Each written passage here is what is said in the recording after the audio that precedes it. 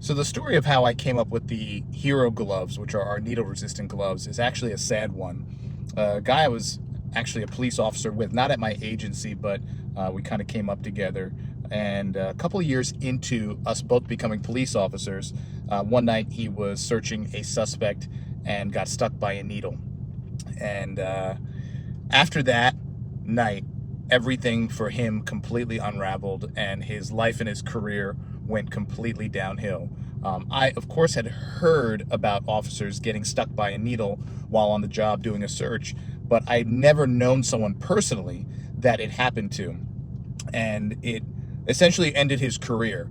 It was something that was kind of always hanging over him. There was a concern for getting sick.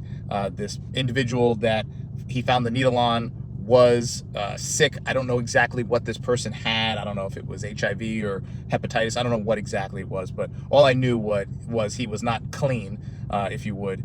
And that led to a series of testing I think every couple of months or every couple of weeks, and a whole battery of drugs, which made him feel like crap. And, there was stress with his family, and, obviously there's concerns about maybe being intimate with your wife, and, then you're with your children. It was just a complete disaster. And I was hearing this firsthand, having never heard it before. And I got to tell you, I was someone who early on looked into search gloves that would help protect my hands from needles. But I remember I ordered a pair, and I don't know who I ordered them from. And honestly, even if I did remember who I ordered them from, I wouldn't say their name right now. But I remember getting them, and I couldn't even move my hands. I couldn't move my hands. I couldn't bend my fingers. I could barely pick up a pen. And I said to myself, how am I going to search somebody and find something small on them wearing these gloves? So I, too, when searching someone, would not wear those gloves. Now, I wanted to have gloves that were, gave me good dexterity, but gave me some kind of protection, some kind of layer. It was a false protection. So I started out actually using baseball batter's gloves, because there's a couple of guys I knew that used them. They were kind of nice. They had a good, pleather or leather feel. They were thin, and you had great dexterity. They're kind of fabric on the back, some kind of leather material on the front, and they were super thin. So I was using them, but the reality was those gloves were not going to help me if I got stuck by a needle or someone had a blade on them or something. But I was using them as, I'm using something. I'm not barehanded. And then what happened to my buddy happened, and it completely changed everything for me. And it gave me a whole new perspective on searching and protecting myself while searching. The reality was I was wearing my vest every day. I was wearing my body armor every day, and having armor on my body. Why? In case I got shot. But the likelihood of me getting shot was like minuscule compared to hurting my hands, getting stuck by a needle, or encountering a blade thread or something like that.